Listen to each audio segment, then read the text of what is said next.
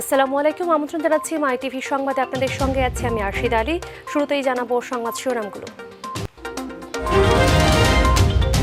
করোনায় দেশে একদিনে সর্বোচ্চ 24 জনের মৃত্যু, মৃতের সংখ্যা 432, নতুন 1694 জন সহ মোট শনাক্ত 30,205।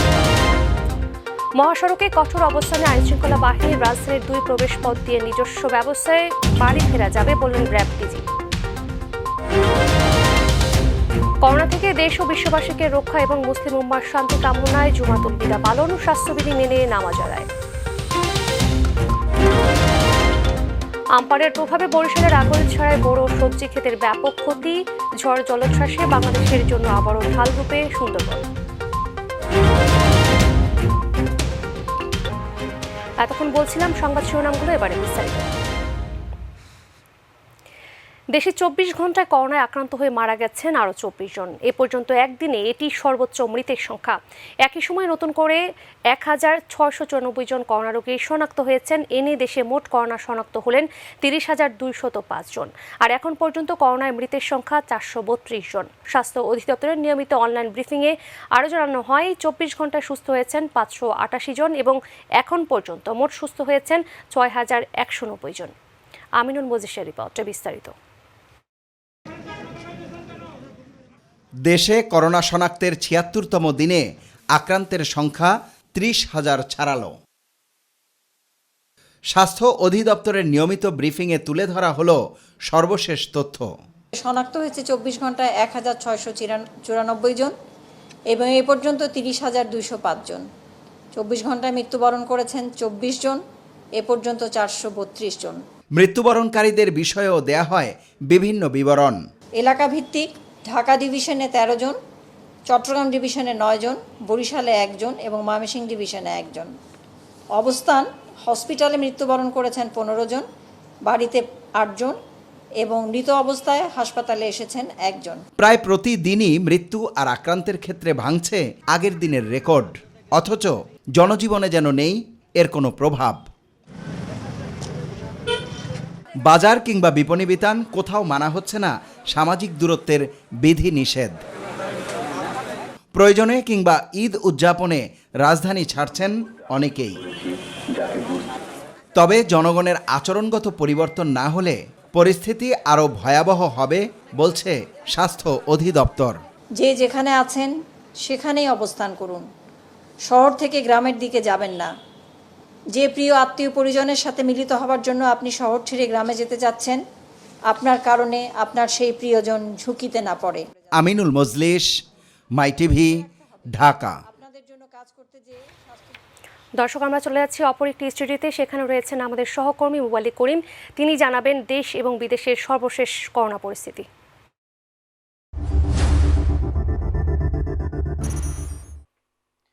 ধন্যবাদ আরশিদা। দিনে দিনে কিন্তু দেশে করোনা ভাইরাসে আক্রান্তের সংখ্যা বাড়ছেই। প্রতিদিনই যেন হচ্ছে নতুন নতুন রেকর্ড। এখন পর্যন্ত চলছে 11তম সপ্তাহ। 23শে মে শেষ হচ্ছে এই 11তম সপ্তাহ। এখন পর্যন্ত শনাক্ত রোগীর বিবেচনা যে সুস্থতার হারে আমরা দেখি, সেখানে সুস্থতার হার 20.49% আর মৃতের হার 1.43%। গত 24 ঘন্টায় যারা মারা গেছেন তাদের মধ্যে ঢাকা বিভাগে মারা গেছেন 13 জন, চট্টগ্রামে 9 জন, বরিশালে 1 জন, ময়মনসিংহে 1 জন।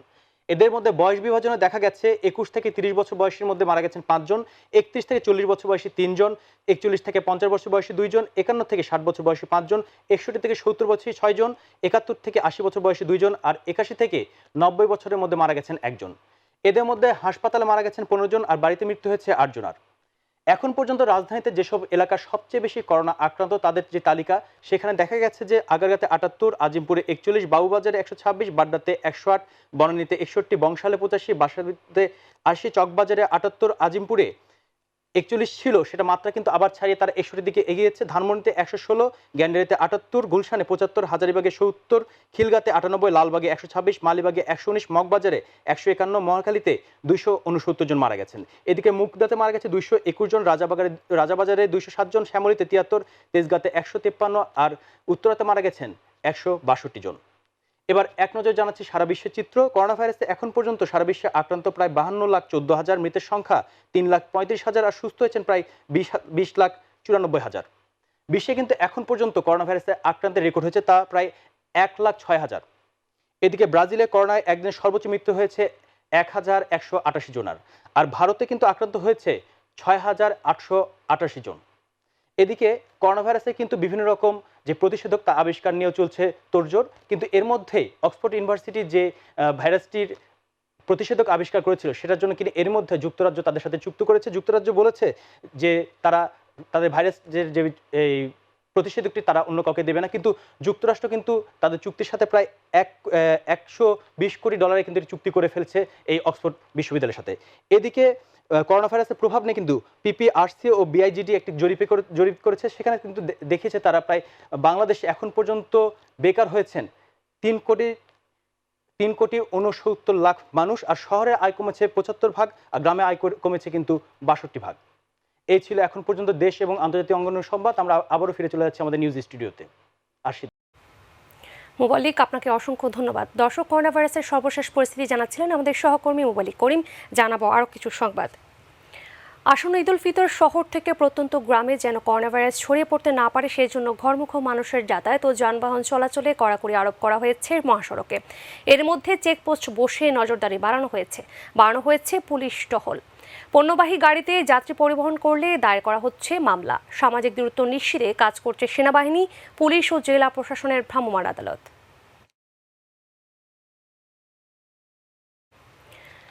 ব্যক্তিগত যানবাহন নিয়ে ঈদে গ্রামে যাওয়া যাবে এমন মৌখিক অনুমতির পর ঢাকা আরিচা মহাসড়কে চাপ বেড়েছে ঈদে ঘরমুখো মানুষের। অন্যদিকে সাধারণ যাত্রীর সংখ্যাও বেড়েছে কয়েক গুণ। রিকশা, ভ্যান কিংবা পিকআপে গাদাগাদি করে মানুষকে গ্রামে ফিরতে দেখা যাচ্ছে। মানা হচ্ছে না সামাজিক দূরত্ব। অপরদিকে পাটুরিয়া দৌলতদিয়া রুটে পুনরায় ফেরি চালু করা হয়েছে, ফলে ঢাকা আরিচা মহাসড়ক ও দেশের দক্ষিণ পশ্চিমাঞ্চলের 21টি জেলার প্রবেশমুখ পাটুরিয়া ফেরিঘাটে ঈদে ঘরে ফেরা মানুষের ঢল নেমেছে।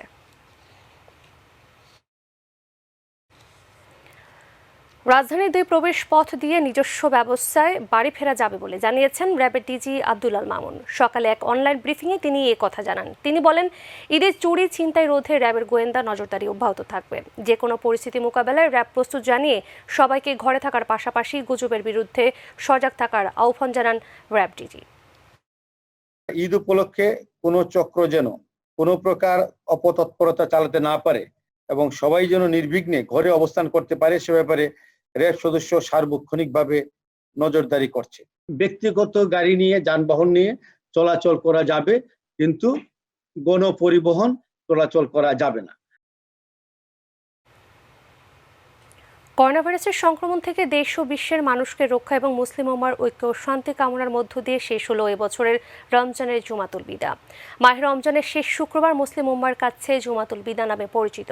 করোনা ভাইরাসের কারণে এবারে জুমাতুল বিদায় মসজিদগুলোতে স্বাস্থ্যবিধি ও শারীরিক দূরত্ব বজায় রেখে মুসল্লিদের নামাজ আদায়ের জন্য বিশেষ ব্যবস্থা করা হয়। আমিরুল মজলিসের আরও একটি রিপোর্ট।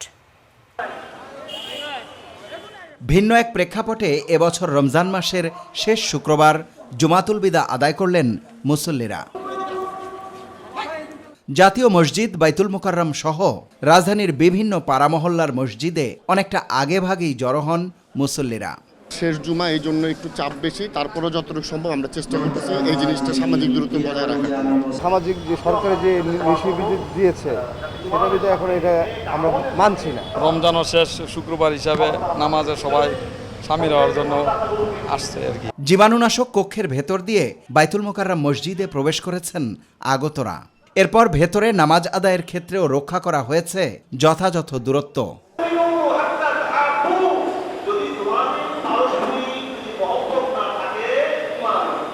কিন্তু সব মসজিদে মানা সম্ভব হয়নি সামাজিক দূরত্বের এই নিয়ম। কর্তৃপক্ষের চেষ্টা সত্ত্বেও ঘটেছে ব্যত্যয়। যেহেতু আমরা ধর্মপ্রাণ মানুষ, মুসলমান, আমরা সর্বদা চেষ্টা করি আমাদের নামাজকে ভালো করে আদায় করার জন্য। ডেফিনেটলি করোনার কারণেই সবার জন্য দোয়া দেওয়া, যাতে আমাদের দেশ থেকে করোনা যেন দূর হয়ে যায়। ভবিষ্যতে আমাদের শুদ্ধ বুদ্ধ হয়ে চলা, অর্থাৎ আমাদের যে পাপ করেছি আমরা, সে পাপের প্রভাব আমাদের উপর পড়ছে। এই পরিবেশের থেকে আমরা শিক্ষা নিচ্ছি। নামাজ শেষে করোনা ভাইরাস থেকে দ্রুত মুক্তি চেয়ে করা হয় প্রার্থনা। গেল 7 মে জোহরের সময় থেকে দেশের সকল মসজিদে স্বাস্থ্যবিধি অনুসরণ করে নামাজ পড়ার অনুমতি দেয় ধর্ম মন্ত্রণালয়। এর আগে করোনা সংক্রমণ রোধে 6 এপ্রিল থেকে ছিল মসজিদে না গিয়ে বাড়িতে বসে নামাজ আদায়ের নির্দেশনা। আমিনুল মজলিস, মাই টিভি, ঢাকা। করোনার মধ্যেই দরজায় কড়া নাড়ছে ঈদ। স্বাস্থ্যবিধি মেনে খোলা রয়েছে রাজধানীর কিছু বিপণী বিতান। দোকানিরা বলছেন ক্রেতারা আসছেন কম, পাইকারি দোকান বন্ধ থাকায় নতুন পণ্য ওঠাতে পারেনি তারা। ক্রেতারা বলছেন করোনা হলেও ঈদের আনন্দ সবার মাঝে ভাগ করে নিতে এসেছেন শপিংয়ে। শারমিন আজাদের রিপোর্ট। করোনা ভাইরাস আতঙ্কে সবাই, এরই মাঝে মুসলমানদের বড় ধর্মীয় অনুষ্ঠান ঈদ উল ফিতর। সে উপলক্ষে রাজধানীর বড় বড় শপিং মল বন্ধ রয়েছে, তবে খোলা রয়েছে কিছু বিপণী বিতান। ঈদের আগে যেখানে থাকে উপচে পড়া ভিড়, সেখানে দেখা গেছে একেবারেই ভিন্ন দৃশ্য। সামান্যতম খুশি করার জন্য একটু বাচ্চাদের জন্য কেনাকাটা। সামনে কি অবস্থা হবে জানি না, করোনার বর্তমান যে পরিস্থিতি, কিছু টাকা পয়সা হাতে রাখার জন্যই দোকান খোলা, তাই ছাড়া এত রিস্ক নিয়ে খুলতাম না। বাবা মায়ের হাত ধরে এসেছে ছোট শিশুরা। করোনা হলেও ঈদ তো, তাই বাদ মানছে না প্রিয়জনের আবদার পূরণে। আমি আসলে আসতাম না, আমি চাই না যে ঈদের সময় আমাদের এই ক্রান্তিকালে আমরা আমাদের দেশে ভয়াবহ অবস্থায়, এখানে করোনা সারা পৃথিবীতে অবস্থা খারাপ। আমি ঈদের জন্য একটা জামা কিনেছি। তেমন কিছু তো শপিং করি না, শুধু বাচ্চাদের জন্য কিছু কাপড় চোপড় কিনেছি। অনেকে এসেছেন নিজের শখ পূরণেও, পছন্দ মতো জামা জুতো নিচ্ছেন ঈদকে সামনে রেখে। ভাইরাসটা দিন দিন তো কি পর্যায়ে যাচ্ছে সবাই জানতেছে, তারপরে খুব সবাই ভয়ে ভয়ে এর মধ্যে দিয়েও বের হয়েছে আর কি জুতা কেনার জন্য। মানুষ ভয়ে আসে না, দেখা যাচ্ছে এবার অনেকে বেচা কেনা খুবই কম হইতেছে, কাস্টমার যে আন্দাজে আসার কথা ওইভাবে আসতেছে না কেউ। দোকানিরা বলছেন স্বাস্থ্যবিধি মেনে করোনায় ঈদের কেনাকাটার ব্যবস্থা করেছেন তারা। আপনার হ্যান্ড স্যানিটাইজার আছে, আপনার স্যাভলন আছে, হেক্সোসল আছে, তারপরে আমরা হ্যান্ড গ্লাভস, মাস্ক, তারপরে ক্যাপ, ওগুলো সবকিছু আমরা মেনেই আমরা দোকানদারি করতেছি, কাস্টমার কম আসতেছে। স্বাস্থ্যবিধি মেনে চলার এত আয়োজনের পরও শারীরিক দূরত্ব বজায় থাকছে না অনেক জায়গায়। শারমিন আজাদ, মাই টিভি, ঢাকা। বরিশালের আগলঝাড়া উপজেলার 5টি ইউনিয়নের উপর দিয়ে বয়ে যাওয়া সুপার সাইক্লোন আম্পানের প্রভাবে বোরো ধান ও কলা বাগান সহ সবজি ক্ষেতের ব্যাপক ক্ষতি হয়েছে, ফলে কৃষকরা দিশেহারা হয়ে পড়েছেন। প্রতিনিধি মোহাম্মদ গিয়াসউদ্দিন মিয়ার রিপোর্ট, জানাচ্ছেন আতিকুর রহমান তিতাস। বরিশালের আগলঝাড়া উপজেলার চলতি বোরো মৌসুমে ৬,৫০০ হেক্টর জমিতে বোরো ধান চাষ করা হয়েছে। এছাড়া কলাসহ অন্যান্য সবজির ফলনও ছিল ভালো, কিন্তু উপজেলার উপর দিয়ে বয়ে যাওয়া সুপার সাইক্লোন আম্পানের প্রভাবে ঘূর্ণিঝড় ও ভারী বর্ষণে কৃষকের সব স্বপ্ন ভেঙে গেছে, নষ্ট হয়ে গেছে অসংখ্য জমির ধান। ঘূর্ণিঝড় আম্পানের কারণে আমরা কাঁচা ধান দাইয়া এখন বাড়িতে নিয়ে যাইতে আছি। ঘূর্ণিঝড়ে 80% জায়গা ধান তলাই গেছে। এছাড়া হাজারো কলা গাছ বিধ্বস্ত হওয়ায় চাষিদের স্বপ্ন এখন দুঃস্বপ্নে পরিণত হয়েছে। পড়ালেখার পাশাপাশি শতবশত কলা বাগান করেছিলাম, এই জায়গা ঘূর্ণিঝড় আম্পানে সব ধ্বংস করে দিয়েছে। 2,500 পিস কলা গাছ ছিল, 50% কলা গাছ ভেঙে গেছে। সরকারের কাছে আমরা এই ক্ষতি খুশি করার জন্য সাহায্য চাই। ঘূর্ণিঝড়ে আম বাগানে অনেক ক্ষতি হয়ে গেছে, এখন সরকারের সহযোগিতায় আমরা যদি কিছু পাই। ঘামঝরা পরিশ্রমে ফলানো ফসল নষ্ট হওয়া কৃষকদের ঘুরে দাঁড়াতে সহযোগিতার কথা জানিয়েছে স্থানীয় কৃষি বিভাগ। আমাদের মাঠ পর্যায়ে উপসহকারী কৃষি কর্মকর্তারা যারা রয়েছেন, তারা এখন মাঠে বিদ্যমান রয়েছেন, তারা এখন নিরূপণ করতেছেন। নিরূপণ করার পরে আমরা ক্ষয়ক্ষতিটা পুনরায় যে ক্ষয়ক্ষতির পরিমাণটা আমরা যা সঠিকভাবে যা আপনাদের জানাতে পারবো। আর আমপানে বিপর্যস্ত কৃষকদের জন্য পর্যাপ্ত সহায়তা ও বাকি ফসল ঘরে তোলার ব্যবস্থা নেওয়ার আশ্বাস দিলেন উপজেলা পরিষদ চেয়ারম্যান। এই প্রবল ঘূর্ণিঝড় আমপানের কারণে আমাদের আগলঝাড়া উপজেলায় বোরো ধান সহ আরো গ্রামের পর্যায়ে বিভিন্ন ধরনের ধান যেগুলি আমরা তুলতে পারিনি, কৃষকরা তুলতে পারেনি, সেগুলি ব্যাপক ক্ষতি হয়েছে। সেই ক্ষতিটা পুষিয়ে নেওয়ার জন্য আমরা আপনার চেষ্টা করে চালিয়ে যাব। আতিকুর রহমান তিতাস, মাই টিভি। যে কোনো ধরনের ঝড় জলোচ্ছ্বাসে বাংলাদেশের জন্য ঢাল হয়ে দাঁড়িয়েছে সুন্দরবন। এ পর্যন্ত 8 বার ঘূর্ণিঝড়ের আঘাত সয়েছে সুন্দরবন। আম্পানের আঘাতের সময়ে আবারও সুন্দরবন প্রমাণ করল এটি বাংলাদেশের জীববৈচিত্র্যের সবচেয়ে বড় আধারই শুধু নয়, প্রাকৃতিক রক্ষা কবচও। মোবালিক করিমের রিপোর্ট। অ্যামাজনকে যদি পৃথিবীর ফুসফুস বলা হয়, তবে সুন্দরবন হচ্ছে বাংলাদেশের জীববৈচিত্র্যের যৌবন। বুধবার সুপার সাইক্লোন আম্পান কলকাতা শহরে যে তাণ্ডব চালিয়েছে, একই পরিণত হতো ঢাকাসহ আশপাশের গুরুত্বপূর্ণ শহরগুলোর, কিন্তু তাতে বাধা হয়ে দাঁড়ায় সুন্দরবন। ঘূর্ণিঝড়ের সময় ঢাকায় বাতাসের গতিবেগ ছিল ঘন্টায় 72 কিলোমিটার, আর কলকাতায় ছিল 112 কিলোমিটার। তাই সুন্দরবন না থাকলে ঢাকাতে 100 কিলোমিটারের বেশি গতি নিয়ে ঝড়টি চলে আসতে পারত। ঘূর্ণিঝড় আম্পানের গতি 70 কিলোমিটার কমিয়েছে সুন্দরবন। এছাড়া জলোচ্ছ্বাসের উচ্চতাও 3 থেকে 4 ফুট কমেছে বিশ্বের সবচেয়ে বড় এই ম্যানগ্রোভ বনটি।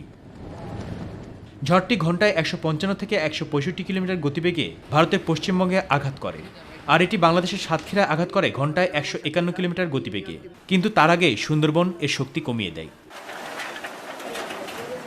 বন বিভাগের প্রাথমিক হিসাব অনুযায়ী ঘূর্ণিঝড় সিডর ও আইলার মতো এবারও সুন্দরবনের মিষ্টি পানির উৎস, 65টি পুকুর, বন বিভাগের 18টি টিনের তৈরি ফাঁড়ি, 28টি জেটি সহ অন্যান্য অবকাঠামোর ক্ষতি হয়েছে। তবে এবারই প্রথম নয়। এর আগে 1988 সাল ও 1997 সালের ঘূর্ণিঝড়, 2007 সালে সিডর, 2009 সালে আইলা, 2016 সালে রোয়ানু, 2018 সালে বুলবুল ও 2019 সালে ফণীর গতিকে থমকে দিয়েছে সুন্দরবন। পরিবেশ বিষয়ক আন্তর্জাতিক সংস্থাগুলো ঘূর্ণিঝড় মোকাবেলায় ম্যানগ্রোভ বন সবচেয়ে বেশি ভূমিকা রাখছে তা এক যুগ ধরে বলে আসছে। ভারত, মেক্সিকো, ইন্দোনেশিয়া, মালয়েশিয়ায় এ নিয়ে বিস্তর গবেষণাও হয়েছে। গবেষকরা বলছেন 6,03,000 হেক্টর আয়তনের সুন্দরবন না থাকলে টাকার অঙ্কে ক্ষতির পরিমাণ আরও অনেক বেশি হতো। তাই সুন্দরবন বাংলাদেশের জন্য শুধু জীববৈচিত্র্যের বড় আধার বা রক্ষা কবচ না, আর্থিক মূল্যায়নেরও বড় মাত্রা। মোবাল্লিক করিম, মাই টিভি। নিচে একটি সংবাদ বিরতির সাথেই থাকুন, ফিরে স্বাগত থাকছে। দুর্যোগ মোকাবেলায় আবারও প্রধানমন্ত্রী দক্ষ ও সফল বললেন কাদের। প্রতিকূলতা ডিঙিয়ে মর্যাদার সাথে মাথা তুলে বাংলাদেশ। ঈদ সামনে রেখে বেড়েছে সেমাই, আদা ও পেঁয়াজের দাম। অন্যান্য পণ্যমূল্য স্থিতিশীল থাকলেও বেশি দামে বিক্রি হচ্ছে মুরগি ও গরুর মাংস।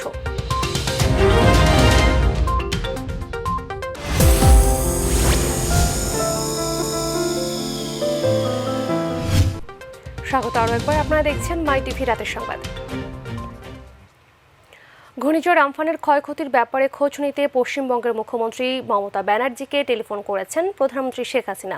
সকালে প্রধানমন্ত্রী শেখ হাসিনার সঙ্গে মমতা ব্যানার্জির এ ফোনালাপ হয়। সুপার সাইক্লোন আম্ফানের আঘাতে কলকাতায় 80 জনের মৃত্যু হয়েছে বলে জানিয়েছেন রাজ্যটির মুখ্যমন্ত্রী মমতা বন্দ্যোপাধ্যায়। এ সময় ফোনে ক্ষয়ক্ষতি নিয়ে মমতা ব্যানার্জিকে সহমর্মিতা জানান শেখ হাসিনা। এ ফোনালাপের বিষয়টি সময় সংবাদকে নিশ্চিত করেছে প্রধানমন্ত্রীর কার্যালয়ের প্রেস উইং।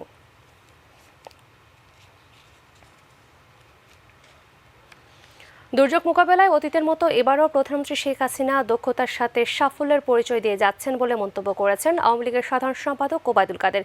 তিনি আজ ঢাকা বিশ্ববিদ্যালয়ের মধুর ক্যান্টিনে স্বেচ্ছাসেবক লীগ ও ছাত্রলীগের উদ্যোগে ঈদ উপহার সামগ্রী বিতরণের আগে ভিডিও কনফারেন্সে সংযুক্ত হয়ে কথা বলেন। তিনি বলেন, যে কোনো দুর্যোগে থেমে না থেকে প্রতিকূলতার ডিঙিয়ে মর্যাদার সাথে মাথা তুলে দাঁড়িয়েছে বাংলাদেশ। বেঁচে থাকলে ভবিষ্যতে আমরা এই উদযাপনের অনেক সুযোগ পাব। এখন করোনা বিরোধী লড়াইকে আসুন আমরা ঐক্যবদ্ধ হয়ে প্রধানমন্ত্রী শেখ হাসিনা নির্দেশ না প্রতিপালন করে স্থানান্তর না হল স্বাস্থ্যবিধি মেনে চলি। স্বেচ্ছাসেবক লীগ ও ছাত্রলীগ ছিন্নমূল শিশু, ভাসমান ও অসহায় দরিদ্র মানুষদের মাঝে ঈদের আগে উপহার সামগ্রী বিতরণ করছে, যা অত্যন্ত প্রশংসনীয়। ঈদকে সামনে রেখে বাজারে বেড়েছে সেমাই, আদা ও পেঁয়াজের দাম। তবে এবছর গরম মশলা, তেল ও চিনির দাম না বাড়লেও হঠাৎ করেই বেশি দামে বিক্রি হচ্ছে মুরগি ও গরুর মাংস। করোনার সাধারণ ছুটির কারণে ঈদের বাজারে মানুষের ভিড় কম বলে জানালেন বিক্রেতারা। শারমিন আজাদের রিপোর্ট। ঈদকে সামনে রেখে রাজধানীর বাজারে সব ধরনের সবজির দাম বেড়েছে। আর কয়েকদিন ধরে বাড়তে থাকা পোল্ট্রি মুরগির দাম আরও বেড়েছে। তবে অপরিবর্তিত লেয়ার ও পাকিস্তানি কক মুরগির দাম প্রতি কেজি 50-60 টাকা বাড়ছে। যে কোনো মুরগি, পাকিস্তানি দেশি ব্রয়লার 50-60 টাকা প্রতি কেজি বাড়ছে। আজ এক সপ্তাহ ধরে বাড়ছে। আগেও নিয়েছি যেটা আপনার 4000 টাকা, সেটা বর্তমানে 4400 টাকা এক ডজন আর কি। গরু ও খাসির মাংসের দামও কিছুটা বাড়তি বলে জানালেন ক্রেতারা। ঈদের বাজারে 600 টাকা রাখতেছে। ভাইরাসের কারণে গরু পাওয়া যায় না, এর জন্য 600 টাকা কেজি। গরুর দামও নেই। রাজধানীর কারওয়ান বাজারে আদা ও পেঁয়াজের দাম বেড়েছে। পেঁয়াজ, আদার দামটা একটু বাড়ছে। আদা গত সপ্তাহ থেকে 20 টাকা বাড়ছে, আর পেঁয়াজ 3-4 টাকা বাড়ছে। দেশি আদার দামটা বেশি। এখন খালি ওই দেশি আদাটার দামে বাড়ছে, আর কোনো বাড়ে না, সব আগের দামে আছে। ঈদের অন্যতম অনুষঙ্গ সেমাইয়ের দামও কিছুটা বাড়তি। সেমাই দাম দেয় শুধু, আজকে দেখলাম যে বাড়তি। এই সময়টা গত বছর নিয়েছিলাম 120 টাকা করে, আজকে নিলাম 180 টাকা করে। তবে পোলাওয়ের চাল, তেল, চিনি, ঘি, বাদামের দাম স্থিতিশীল রয়েছে বলে জানান বিক্রেতারা। কাঁচা তরকারির দামগুলো একটু বেশি, এছাড়া আর মুরগি এই সবের দিকে একটু বেশি। শারমিন আজাদ, মাই টিভি, ঢাকা। করোনা সতর্কতায় প্রায় 2 মাস থেকে বন্ধ লঞ্চ চলাচল। এতে কর্মহীন হয়ে হতাশায় দিন কাটছে নৌ শ্রমিকদের। এর মধ্যে আসছে ঈদ, কিন্তু শ্রমিকদের অনেকেই এখনও পাননি বেতন ভাতা। ভবিষ্যৎ নিয়েও শঙ্কায় অনেকেই।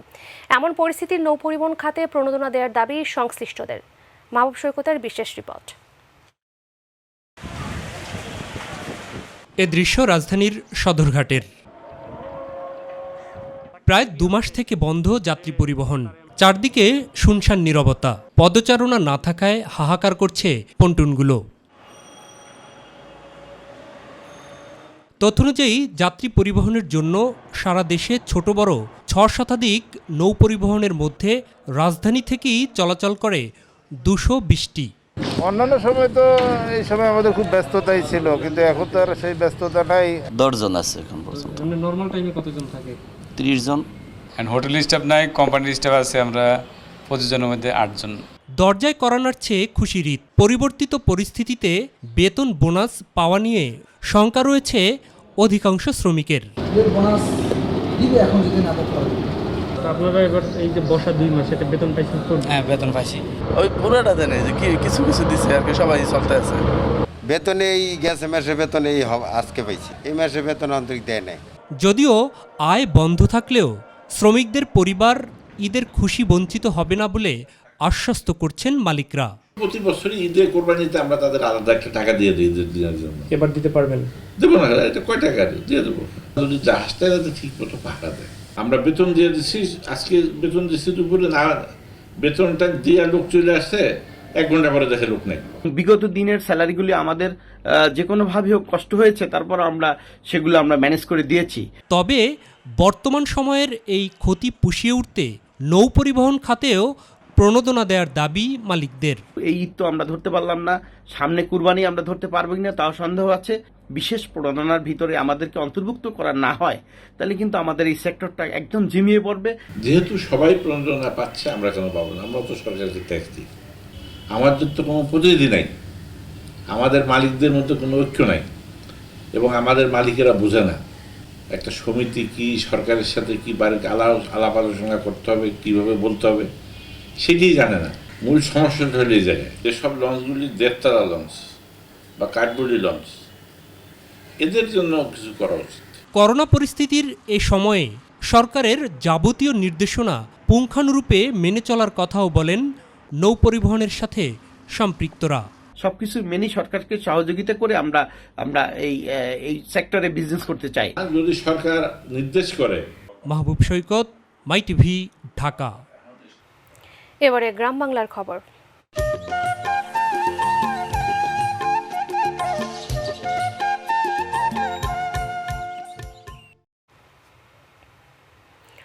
নড়াইলের স্বামী স্ত্রী সহ নতুন করে 3 জনের করোনা শনাক্ত হয়েছে। 3 জনই লোহাগড়া উপজেলার। এ নিয়ে জেলায় 8 জন চিকিৎসক সহ 22 জন করোনায় আক্রান্ত হয়েছেন। এর মধ্যে 7 চিকিৎসক সহ 13 জন ইতিমধ্যে করোনা মুক্ত হয়েছেন। 1 জন চিকিৎসক সহ 8 জন হোম আইসোলেশনে রয়েছেন এবং বিশ্বজিৎ রায় চৌধুরী নামের এক ব্যক্তি ইতিপূর্বে মারা গেছেন বলে জানিয়েছেন civil surgeon doctor Abdul Momen. প্রধানমন্ত্রী শেখ হাসিনার ঈদ উপহার হিসেবে মসজিদের প্রত্যেক ইমাম ও মুয়াজ্জিনের মাঝে 5,000 টাকা করে বিতরণ করেছেন হুইপ ইকবালুর রহিম এমপি। সকালে সদর উপজেলা মিলনায়তনে উপজেলার 906টি মসজিদের ইমাম ও মুয়াজ্জিনদের মাঝে প্রধানমন্ত্রীর দেয়া অর্থ বিতরণ করেন তিনি। এ সময় দিনাজপুর সদর উপজেলা পরিষদের চেয়ারম্যান মোহাম্মদ ইমদাদ সরকার, সদর উপজেলা নির্বাহী অফিসার মোহাম্মদ মাকফুরুল হাসান আব্বাসের সহ জনপ্রতিনিধিরা উপস্থিত ছিলেন। নাটোরে জেলা পুলিশের পক্ষ থেকে স্বপ্নকলি স্কুলের পথশিশুদের ঈদ উপহার প্রদান করা হয়েছে বেলা 11:30টার দিকে। জেলা পুলিশের পক্ষ থেকে পুলিশ সুপারের কার্যালয়ের পথশিশুদের হাতে ঈদ উপহার তুলে দেন নাটোরের পুলিশ সুপার লিটন কুমার সাহা। এ সময় নাটোরের অতিরিক্ত police super SM Akramul Hossain সহ পুলিশের কর্মকর্তারা উপস্থিত ছিলেন।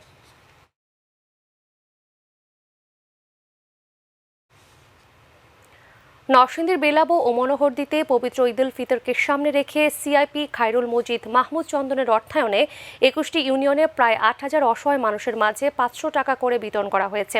এ সময় উপজেলা আওয়ামী লীগের সভাপতি উপজেলা পরিষদ চেয়ারম্যান শমশের জামান ভুইয়া রিটন উপস্থিত ছিলেন।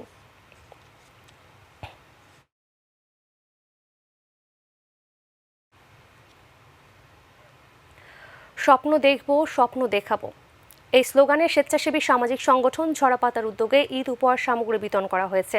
সকালে করোনায় কর্মহীন হয়ে পড়া হতদরিদ্র ও মধ্যবিত্ত 100 পরিবারের মাঝে এই ঈদ উপহার সামগ্রী বিতরণ করা হয়। ঈদ উপহার সামগ্রীর মধ্যে রয়েছে সেমাই, চিনি, দুধ, চাল সহ অন্যান্য ত্রাণ সামগ্রী।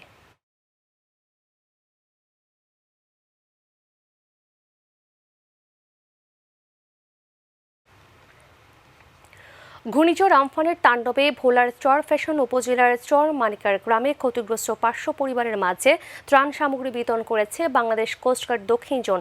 প্রধান অতিথি হিসেবে উপস্থিত থেকে ত্রাণ সামগ্রী বিতরণ করেন কোস্টগার্ড দক্ষিণ জোনের zonal commander captain SM Moinuddin.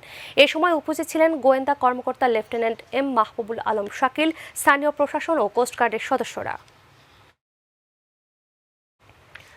যশোরে ভ্যান রিকশা চালকদের মাঝে চাল ও নগদ অর্থ বিতরণ করা হয়েছে। সকালে উপজেলার দেয়ারা চালকের মাঝে এসব বিতরণ করেন দেয়ারা ইউনিয়নের চেয়ারম্যান আনিসুর রহমান। বলেন 5,000 পরিবারকে সহায়তা দেওয়া হয়েছে। চাল, ডাল, তেল, আলু ছাড়াও নগদ অর্থ সবজি বিতরণ করেছেন চেয়ারম্যান।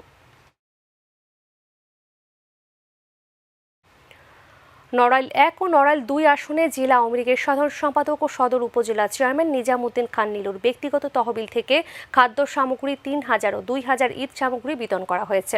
সকালে শহরের কুড়িগ্রামের নিজ বাসভবন থেকে নিজামুদ্দিন খান নীলু জেলার বিভিন্ন পর্যায়ের নেতাকর্মীদের মাধ্যমে করোনা ভাইরাসের কারণে কর্মহীন, ঘরমুখো, অসহায়, হতদরিদ্র 2,000 পরিবারের মাঝে খাদ্য সামগ্রী ও ঈদ উল ফিতর উপলক্ষে অভাবী মানুষের মাঝে 300 শাড়ি, 200 লুঙ্গি বিতরণ করেন। পবিত্র ঈদ উল ফিতর উপলক্ষে টাঙ্গাইলে 1,055 জন হতদরিদ্র মানুষের মাঝে সরকারের দেওয়া চাল, সেমাই, চিনি, লবণ, তেল, আলু সহ খাদ্য সামগ্রী বিতরণ করা হয়েছে। দুপুরে টাঙ্গাইলের ধনবাড়ী উপজেলা পরিষদ হলরুম থেকে উপজেলার 800 ও ধনবাড়ী উপজেলা যদুনাথপুর ইউনিয়নে 255 জন দরিদ্র পরিবারের মাঝে খাদ্য সামগ্রী বিতরণ করেন ধনবাড়ী উপজেলা পরিষদের মহিলা ভাইস চেয়ারম্যান খন্দকার জেবুন্নাহার লীনা, প্রকল্প বাস্তবায়ন কর্মকর্তা হাবিবুর রহমান সুমন।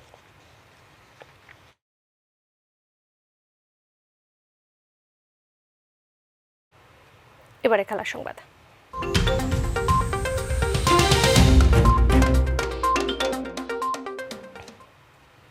বাংলাদেশ ফুটবলকে র্যাঙ্কিংয়ের সর্বোচ্চ জায়গায় দেখতে চান অধিনায়ক জামাল ভুঁইয়া।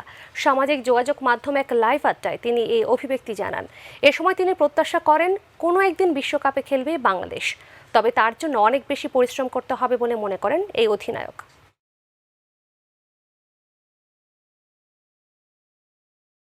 আমি অনেক বছর ন্যাশনাল টিম খেলবে, আর national team as a whole আমি চিন্তা করতেছি that we will go high up in the rankings and আমরা আরো ভালো খেলবে।